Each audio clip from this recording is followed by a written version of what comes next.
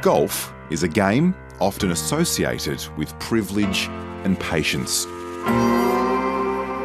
But only patience was common between golf and an innocent man serving life for murder in one of the toughest prisons in the United States. Attica's one of the roughest prisons in the world, you know. It's known for a famous riot, the Attica riots. The prisoners threatened to kill the 38 hostages they were holding. And yet, it was his jail cell preoccupation with a game he's never played which led to Valentino Dixon's exoneration 27 years later. I've never golfed before, you know, and I come from a place where golf is not even accepted. Yes, I mean, it's certainly unlikely that a fairly underprivileged black man from Buffalo, especially one in the penal system, would develop an interest with golf. Buffalo, New York, 1991. It was a hot August night. I was a typical kid living in a ghetto, inner cities, you know, drug-infested, you know, very violent neighborhood. An anonymous tip-off falsely pointed the finger at Valentino Dixon for the killing of teenager Toriano Jackson in a street gunfight. Astonishingly, at the time, Dixon's friend, Lamar Scott, was taped making this confession. I opened fire back on him. The reason he died, because I didn't have any control of the automatic weapon at all. Lamar Scott confessed to the crime 2 days after I was arrested. They allowed him to go. They didn't arrest him. But the authorities pursued Dixon and locked him up for life.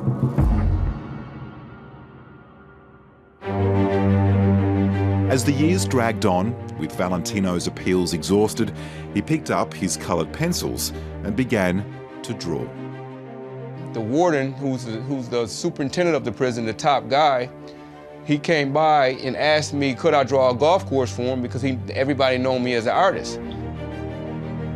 I've been drawing golf courses ever since. I can't explain it, but it's a very peaceful thing. For me, it's the serenity, the greens, the peacefulness of nature, you know, and I come from a place where it's not that peaceful.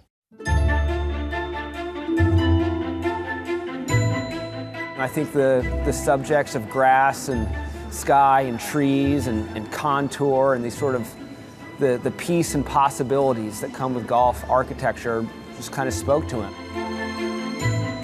Max Adler of the Golf Digest, I sent him a couple drawings, you know, and I wrote a letter explaining to him my situation, that I was innocent. But at the time, you know, when you tell people that you're innocent, you know, they don't believe it. So I opened the letter, and inside was this tiny little beautiful colored pencil drawing of a little golf green. I ended up going to Attica Correctional Facility a couple of times, and it is a grim and gruesome place. Valentino Dixon, he's a very charismatic person. He's very articulate. He's very positive. And so, you know, that's an immediate conflict with all the ways you might imagine a murderer to be. Well, let me just say this. You know, Max is a white guy, and I'm a black guy, and he took a chance on the black guy, you know, and that means everything. That chance was an article which drew media attention to Dixon's case, ultimately leading to a successful appeal last week. Golf writing or golf journalism, it's not the hard-hitting variety, so people could be surprised that we could do something that was impactful or serious. And 27 years later, on condition of a guilty plea for a lesser charge of firearms possession, Dixon was a free man. This is the greatest feeling in the world. It's undescribable, and we've been waiting 27 years for this moment. I can't really describe what it's been like. All I can say is this. I've been home about 4 days, and I've had about 6 hours of sleep. Valentino Dixon's story is already one in a million. It has all the themes of a Hollywood movie. You've got murder, crime and punishment, even long-standing wrongs finally being righted.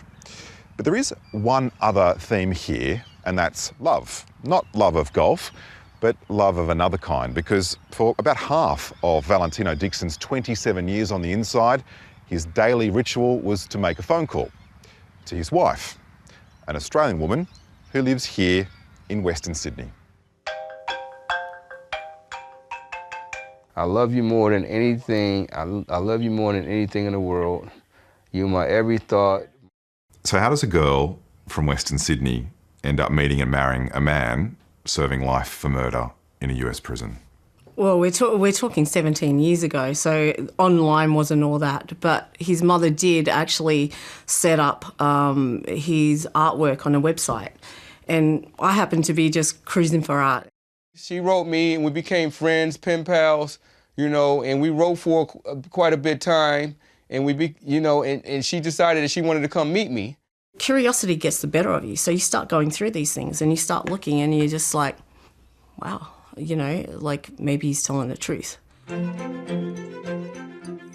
The minute I met him, I really knew that everything he had written me, everything he had said, it was just genuine, you know. And from that moment forward, I was just like,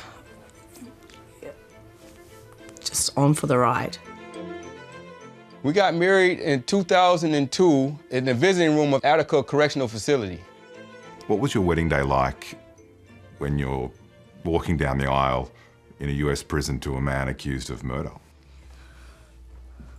See, when you say that, I had never looked at Valentino as a murderer, ever. We was together for 4 years. We were able to spend some time together. The prison allows for couples to be together if I complete a certain amount of programs and stay out of trouble. We were together as man and wife. We had that opportunity. Valentino's artwork has even included a Royal Melbourne golf course, I can see here. Louise overstayed her US visa while supporting Valentino and was deported back to Australia. The pair have now not seen each other for 12 years. She can't visit the US and he might not be able to visit Australia on account of his guilty plea to get back his freedom. You can't be there, he can't be here, we don't know yet. Will it be different now he's out of prison? That guy does not know when to quit. Okay, even if I wanted to quit, he wasn't going to let me. You know, he'd always said to me, you know, if you can't do this, I understand. I totally, you know, he'd remind me throughout the years and I'd just be like, be quiet, man. Well, I'm staying. This is it. We're going home together. They are destined to find a way. Maybe even to meet up on a golf course somewhere in Sydney. She sent me a ton of pictures. You know, I've seen the Opera House. You know, I know about Bondi Beach. I've seen pictures of that. It's a beautiful place, and I just look forward to, you know, having an opportunity to be over there. This is what happens when you have hope, faith, and persistence, determination, you know, coming together, and when it arrives, this is what happens.